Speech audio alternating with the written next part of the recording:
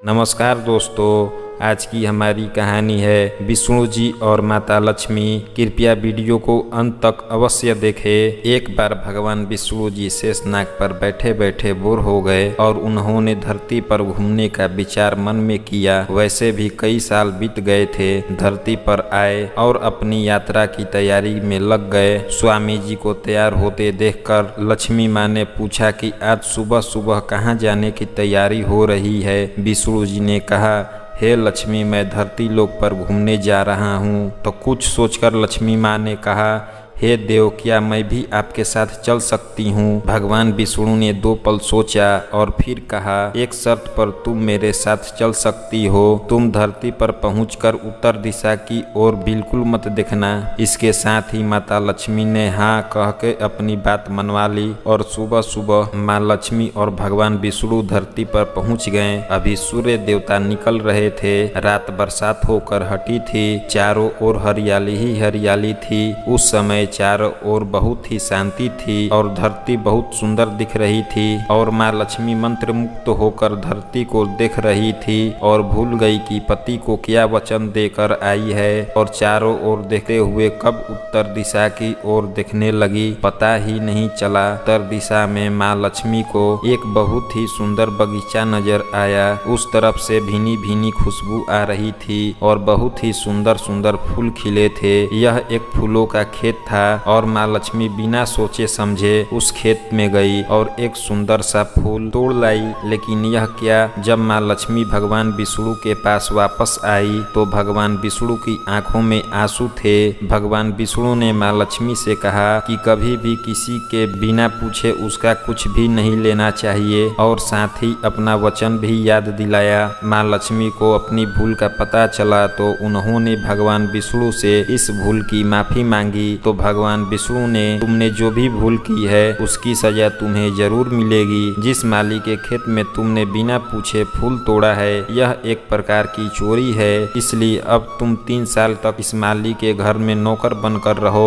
उसके बाद मैं तुम्हें बैकुंठ में वापस बुलाऊंगा। माँ लक्ष्मी ने चुपचाप सर झुकाकर हाँ कर दी। आजकल की लक्ष्मी थोड़ी थी और माँ लक्ष्मी एक गरीब औरत का रूप धारण करके उस खेत के माली के घर गई। घर किया एक झोपड़ी था और माली का नाम माधव था। माधव की पत्नी 2 बेटे और 3 बेटियां थी। सभी उस छोटे से खेत में काम करके किसी तरह से गुजारा करते थे। माँ लक्ष्मी ने जब एक साधारण और गरीब औरत बनकर जब माधव के झोपड़ी पर गई तो माधव ने पूछा, बहन तुम कौन हो और इस समय तुम्हें क्या चाहिए। तब माँ लक्ष्मी ने कहा कि मैं एक गरीब औरत हूँ, मेरी देखभाल करने वाला कोई नहीं है। मैंने कई दिनों से खाना नहीं खाया, मुझे कोई भी काम दे दो, साथ में मैं तुम्हारा घर का काम कर दिया करूंगी। बस मुझे अपने घर में एक कोने में आसरा दे दो। माधव बहुत ही अच्छे दिल का माली था। उसे दया आ गई, लेकिन उसने कहा, बहन मैं बहुत ही गरीब हूँ, मेरी कमाई से मेरे घर का खर्च मुश्किल से चलता है। लेकिन अगर मेरी 3 की जगह 4 बेटियां होती तो भी मुझे गुजारा करना था।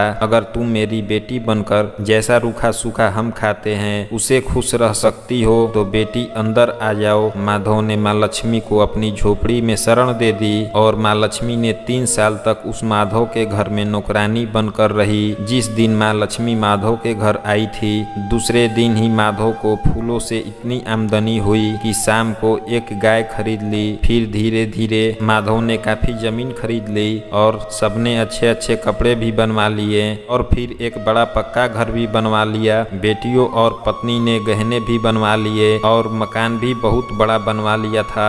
माधव हमेशा सोचता था कि मुझे यह सब इस महिला के आने के बाद मिला है। इस बेटी के रूप में मेरी किस्मत आई है। अब 2 से 4 साल बीत गए थे, लेकिन माँ लक्ष्मी अभी घर में और खेत में काम करती थी। एक दिन माधव जब अपने खेतों में काम खत्म करके घर आया तो उसने अपने घर के सामने द्वार पर एक देवी स्वरूप गहनों से लदी एक औरत देखा।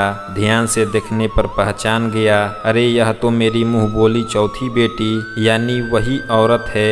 और पहचान गया कि यह तो माँ लक्ष्मी है। अब तो माधव का पूरा परिवार बाहर आ गया था और सब हैरान होकर माँ लक्ष्मी को देख रहे थे। माधव बोला, माँ हमें माफ कर दो, हमने आपसे अनजाने में ही घर और खेत खेत में काम करवाया। हे माँ, यह कैसा अपराध हो गया। हे माँ, हम सबको माफ कर दे। अब माँ लक्ष्मी मुस्कुराई और बोली, हे माधव, तुम ही बहुत अच्छे और दयालु व्यक्ति हो। तुमने मुझे अपनी बेटी की तरह रखा, अपने परिवार के सदस्य की तरह रखा। इसके बदले मैं तुम्हें वरदान देती हूँ कि तुम्हारे पास कभी खुशियों और धन की कमी नहीं रहेगी। तुम्हें सारा सुख मिलेगा जिसके तुम हकदार हो। और फिर माँ अपने स्वामी के द्वार भेजे गए रथ में बैठकर वैकुंठ चली गई। कथा को पूरी सुनने के लिए आप सभी का धन्यवाद दोस्तों।